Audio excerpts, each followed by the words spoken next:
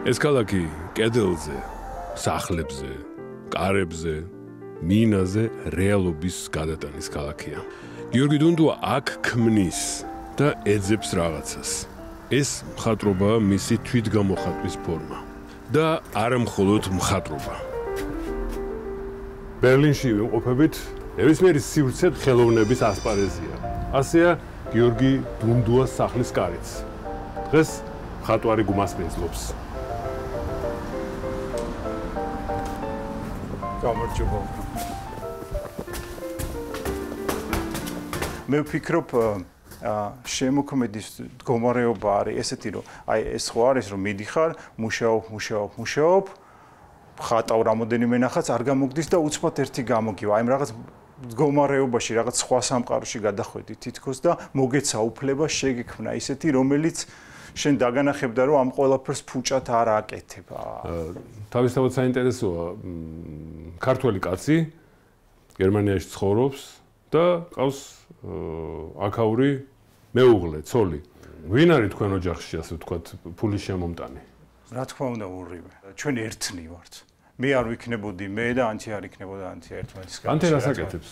ანთი მუშაობს ჰუმანიტარულ ორგანიზაციაში World Vision-ში, რომელიც ეხმარება ბავშვებს სხვადასხვა ქვეყნებში. გავსწევთ ახლა სახელოსნოსკენ და ვნახავთ გიორგი დუნდუას, ანუ მხატვარს მუშაობისას. სახელოსნო არის თქვენთვის ისეთი ადგილი, სადაც გაიქცევით და თავს შეაფარებთ ხოლმე, რაღაცას გაიქცევით ისეც, რაც უბრალოდ მომწონს, აი მადლიერი ვარ იმით, რომ მაქვს ადგილი, სადაც შემიძლია რომ ვიმუშაო.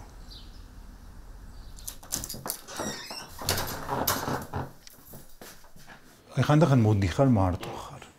პანჯერას გააღებ და უყურებ ამ ხეს და რაღაცა გარკვეული სასიამოვნო პოზიტიური ენერგიით იმოხტებით. ანუ ჩემი ძველი კარგი მეგობარია. ყველაზე მთავარი რაც არის საერთოდ ფერთან ურთიერთობაში ალბათ რომ არ გეშინოდეს ფერის. რომ აი რაღაცა არ გამოგივა. შეიძლება რაღაც ფიქრობდე თავიდან როცა პალიტრას აკეთებ, აი რაღაც ეხლა ეს ფერი ამ ფერთან არ დაჯდება და აი ეს რაღაცა შინაგანი წინააღმდეგობა აღარ შეგაქმნევინებს იმ თავისუფლებას. ამიტომ რაღაც თავისუფლად დღეს არ გამოგივა, ხვალ გამოგივას. აი ეს რაღაცა მისტიურიც მოგცემს უფლებას რაღაცა შექმნა და გახდე ფერთან ბრძანებელი, მხოლოდ შეიძლება მაშინ როცა გათავისუფლდები იმ შიშისგან, რომ ფერის აღარ გეშინია. ნუ გეშინია შიში? არა, მე ჩემთვის თავარი მნიშვნელობა აქვს, რომ ნამუშევარი იყოს ესთეტიური და ზემოქმედე ფერით, აი იმ გრძნობებზე, იმ უხილავზე. გიორგი და ყველგან შეიძლება ამის კეთება, რასაც მეუბნებოდით, რომ აი მე რაღაცას ვქნი, რითაც მნახველს ვანიჭებ სიამოვნებასო. მე თუ არ ვწდები ომარ ხაიამის ნათქვამია, სახლი არ არის იქ, სადაც კარგად გრძნობ თავს, სახლი არის იქ, საიდანაც გაქცევა აღარ გინდაო. ჩემთვის ახლა ბერლინი არ არის ის ადგილი, სადაც საბოლოოდ ღუზა უნდა ჩაუშვათ, მაგრამ არის გამოწვევა გარკვეული, რომელიც უნდა გაიარო და უარი არ უნდა თქვა მას. რას ფიქრობ, რა არის აქ? ყველაზე უფრო ესეთი არასწორი, რასაც ბერლინზე ფიქრობენ ხოლმე. მე ვფიქრობ, რომ ბერლინი არის გამოწვევა. ხან გიყვარს, ხან ნერვები გეშლება, ხან ბრაზდები. ზოგადად ბერლინი არის მაძიებლების ქალაქი. როცა გალერისტს თქვენს ნამუშევარს, ან ნამუშევრებს, ან საერთოდ ხელოვნებას თავაზობთ, რომ აი ესა ვარ მე.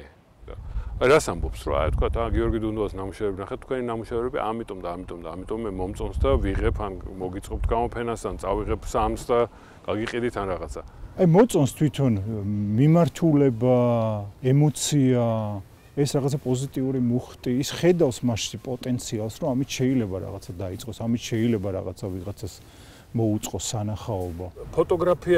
ფოტოგრაფიას როგორც მითხარით, რაღაცნაირად ცოტა გმოუშავდი. ხო, შეაქციე. კი, მაგრამ აი ეს რაღაცა პატარა ესე დოკუმენტალისტური ფოტოგრაფია მაინც დავიტოვე ჩემთვის, რომ ვცდილობ ყოველდღიურად თუ არა დრო გამოშვებით მაინც რაღაც კადრი გადავიღო და რაღაცა გარკვეული ამბავი დაუკავშირო. არ მინდა რომ გვერდიავარო მთლიანად ზღაპრის თემას. მე მახსოვს ადრინდელი ზღაპრებით გატაცება. რატო დამთავრდა ზღაპრის თემა? ზღაპარი არის რაღაცა კიდე სხვა განსაკუთრებული მდგომარეობა ალბათ და უბრალოდ ცოტა ხნით გვერდზე გადავდე. მე ვფიქრობ, რომ ყოველთვის ესეა, რომ რაღაცა გარკვეული ადგილი რაღაცების უფლებას გაძლევს, რომ აკეთო და რაღაცების უფლებას გართმევს. აქედან გამომდინარე, შეიძლება ჯერჯერობით შევჩერდი და აღარ უწერა. მე ვფიქრობ, შენ თვითონ როგორც ხელოვანი განაგებ შენ სამყაროს. რასაც შეუკვეთავ, იმას მიიღებ. შენ უნდა იყოს შენ თავში დარწმუნებული, შენ უნდა კონდეს იმის ძალა, რომ აკეთო ის, რაც შენ მოგწონს. ან იმ ეტაპზე გონია, რომ ესეთი ქმედება შენი სწორი და გამართლებულია შენი განვითარებისთვის. და აი ასეთი მიდგომის შედეგად რო აღმოჩნდეს ერთ დღეს, რომ ვეღარ ყიდით ნამუშევრებს. არა, მაგის არ მჯენა. ეს არ არსებობს. საერთოდ, როდესაც შენ ფიქრობ, რომ რაღაცა გულწრფელად აკეთებ რამე ფასეულს, ის აუცილებლად მუშაობს. ეს არის კანონზომიერება. ის სამყაროში ბუმერანგივით უკან გიბრუნდება, როგორც დადებითი და კეთილი პოზიტიური ენერგია. მე ესე ვცხოვრობ, მე ესე მინდა რომ ვცხოვრობ.